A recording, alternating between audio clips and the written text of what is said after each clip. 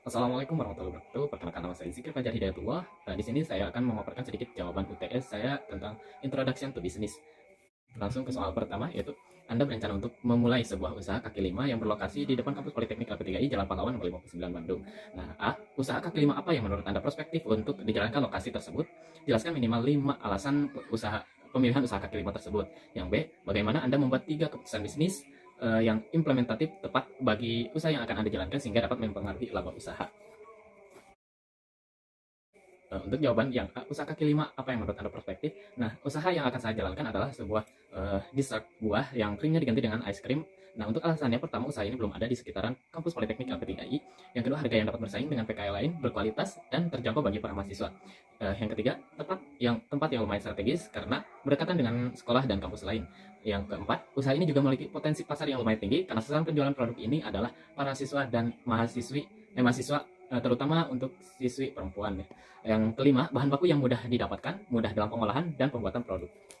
Yang B, bagaimana Anda membuat keputusan bisnis? Nah, keputusan yang saya ambil adalah pertama, manajemen karyawan dan sumber daya perusahaan agar sesuai dengan yang diinginkan dan menguntungkan memperoleh laba atau profit yang banyak.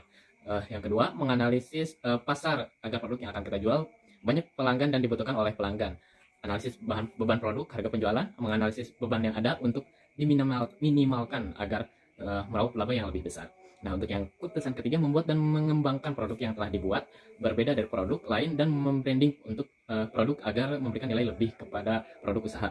Nah, untuk mempromosikan produk lewat online, offline, memasukkan produk ke online shop juga. Apa Anda harus memperhatikan pemangku? Nah, untuk siapa saja pemangku kepentingan usaha kaki lima, yaitu pemilik usaha, karyawan, supplier, dan supplier bahan baku, pelanggan, dan bank. Nah, untuk mengapa harus memperhatikan para pemangku kepentingan tersebut? Karena pemangku usaha sangat penting untuk kelancaran usaha. Pertama, pemilik adalah suatu usaha yang sangat penting. Pemilik dari suatu usaha itu sangat penting ya, karena dia adalah pengarah, pengontrol usaha agar usaha berjalan dengan lancar dan menghasilkan laba yang banyak. Yang kedua itu karyawan juga bagian yang penting bagi perusahaan karena karyawan adalah yang melakukan apa yang diinstruksikan oleh seorang pemimpin. Nah, untuk supplier juga sangat dibutuhkan untuk menghasilkan bahan baku yang dibutuhkan untuk perusahaan tersebut. Nah, yang keempat, pelanggan adalah hal yang sangat diperhatikan karena pelanggan adalah salah satu kunci agar usaha berjalan, karena dari pelanggan perusahaan dapat mendapatkan profit atau laba. Yang kelima itu bank juga tak kalah penting dalam satu usaha karena di mana perusahaan kekurangan modal dapat meminjam uang dari bank. Yang ketiga yaitu sebuah usaha harus memiliki tanggung jawab sosial terhadap lingkungannya. A. Bagaimana cara Anda menampilkan tanggung jawab sosial terhadap pelanggan? Bagaimana cara Anda menampilkan tanggung jawab terhadap karyawan? Yang C. Tanggung jawab terhadap lingkungan. Yang A. Tanggung jawab terhadap pelanggan yang akan saya lakukan adalah memberikan produk dan layanan yang aman agar pelanggan merasa nyaman dan senang dengan produk saya. Produk yang bermutu tinggi dan memenuhi kebutuhan pelanggan dengan memberikan informasi tentang produk saya, informasi yang jelas tentunya. Bila ada keluhan dari pelanggan, keluhan akan ditangani dengan baik dan memastikan bahwa pelanggan tersebut merasa dihargai. Yang B, cara untuk tanggung jawab sosial terhadap karyawan. Tanggung jawab terhadap karyawan memastikan bahwa karyawan diperlakukan secara adil, tanpa melihat jenis kelamin dan ras, dihargai, lingkungan kerja yang sehat, aman, dan produktif. Memastikan bahwa karyawan dilindungi oleh hukum, seperti undang-undang pekerja. Yang C, bagaimana cara Anda menampilkan tanggung jawab sosial terhadap lingkungan? Tanggung jawab sosial terhadap lingkungan memastikan bahwa perusahaan produksi tidak mencemari lingkungan sekitar dan memberikan dampak positif bagi lingkungan dan masyarakat. Pencegahan populasi dari polusi dari produksi perusahaan yang meninjau proses produksi dan penyelenggaraan sesuai dengan petunjuk penyelenggaraan pemerintah. Soal keempat yaitu kondisi ekonomi dapat mempengaruhi nilai suatu bisnis atau usaha. Nah, apa yang dimaksud dengan laju pertumbuhan ekonomi atau LPE, suku bunga, dan inflasi? Yang B, bagaimana dampak laju pertumbuhan ekonomi terhadap usaha kaki lima? Bagaimana dampak suku bunga naik dan turun terhadap usaha kaki lima? Dan bagaimana dampak inflasi? Untuk apa yang dimaksud LPE, suku bunga, dan inflasi? Laju pertumbuhan ekonomi adalah penggambaran seberapa cepat perekonomian suatu negara pada waktu atau wilayah pada waktu tertentu dengan membandingkan suatu produk domestik bruto tahun sekarang dan tahun sebelumnya. Maksudnya misal tahun 2021 dan tahun 2020 gitu.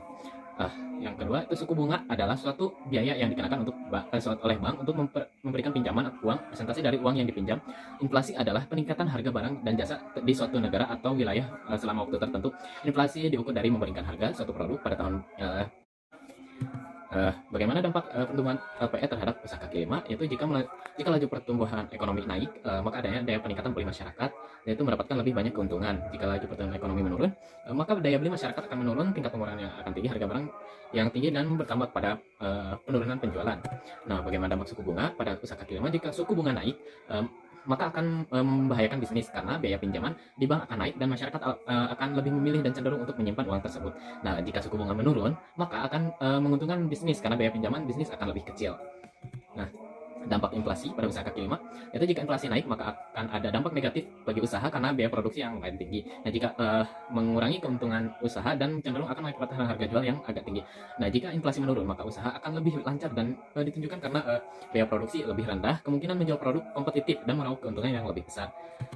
Yang kelima, suatu perusahaan dapat menggunakan analisis SWOT untuk mengukur keunggulan bersaingnya, yaitu financial strength. Produk yang dimiliki oleh memiliki brand dan harga lebih kompetitif dengan harga yang sesuai.